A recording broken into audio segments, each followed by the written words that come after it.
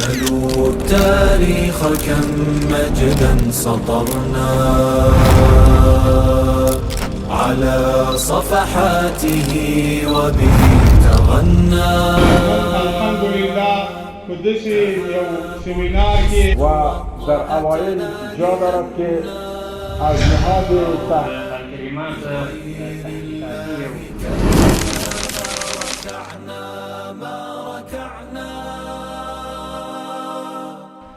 لومړی مقصد د دې شریعت د راتګ هغه د دین ساتنه ده.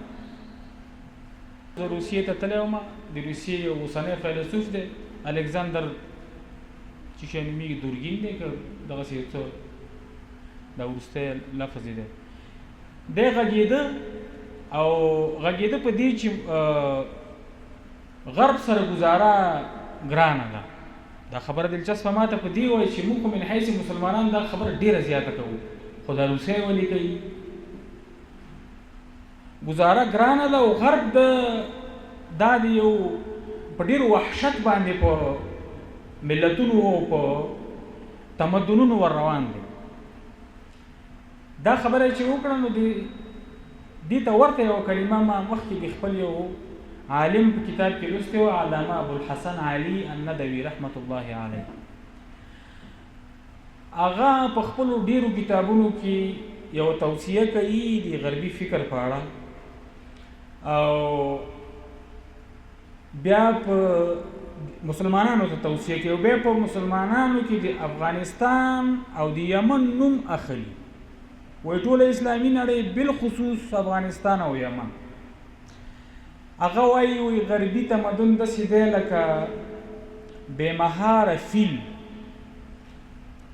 که څوک مخې ته ورته راشي د پښو لاندې به کړي، نو یو څه جوړ جاړی پکار دی. څه ډول جوړ جاړی پکار دی؟ داسې جوړ جاړی پکار دی چې هغه تمدن نه مونږ کومه علمي استفاده کولی شو، د پرمختګ کومه استفاده کولی شو، هغه استفاده وکړو، او کوم اړخونه یې چې ضرري دي تاوان کوي هغې نه ځان وساتو.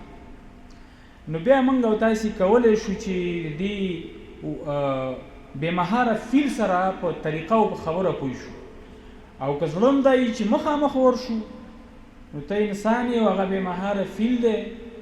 د یو انسان او د بېمهاره فیل زور دا سره نه دی برابر، بیا دې د پښو لاندې کوي. بیا په دې کې د افغانستان او د یمن خبره بالخصوص یادوي چې دا ډېرې محافظه کاره ټولنې دي. د دې ټولنو دا ډېره محافظه کاري دا که یو وار انفجار وکړي بیا د دې کنټرول ممکن نه دی. دا تقریبا 80 کاله مخکې دې انسان دا خبره کړې ده. دا یو کړت راغلی دی په کابل کې، په ګرځېدلی دی د نورو علماو سره په کابل پوهنتون کې، او په دلته په کابل کې د ښځینه یوه لیسه ده، په هغې کې ورسره ښځینه استادانو د حجاب په اړه، د ودونو د تعدد په اړه، او د ښځو د حقوقو په اړه، او د ازادۍ په اړه، او مساوات په اړه په دې اړه یې ورسره استدلال کړی دی. نو دته دا موضوع ډېره خطرناکه برېښېدلې ده. عین استدلال ورسره په لیسه او مکتب کې شوی دی. نو دته محسوسه شوې ده چې داسې یو څه په دغه ځای کې را روان دي، اگر که د هرې کړکۍ نه را روان دي، کړکۍ به جدا وي، خو د دې راتګ سر او ابتدا چې د کوم ځای نه ده هغه ځای معلوم دی.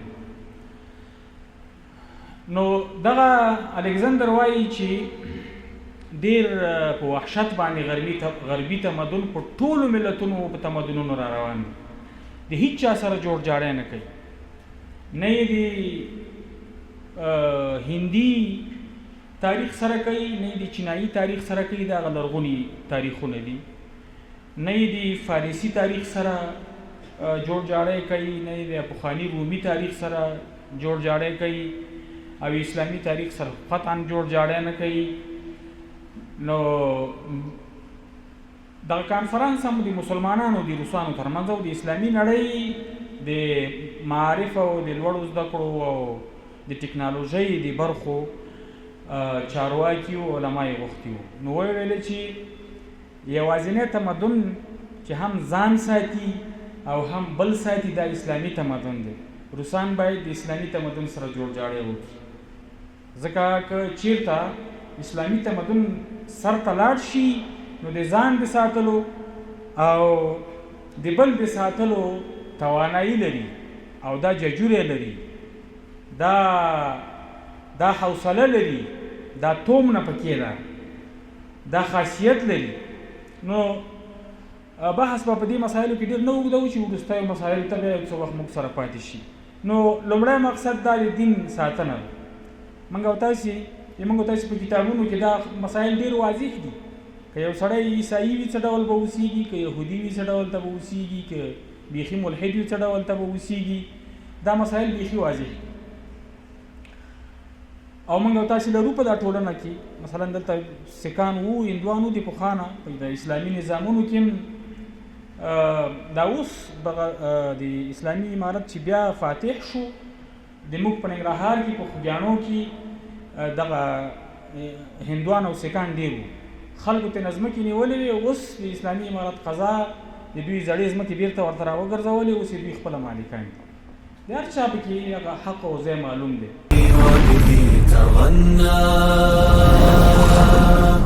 تهاب الأسد وطأتنا لأننا لغير الله كلا ما ركعنا.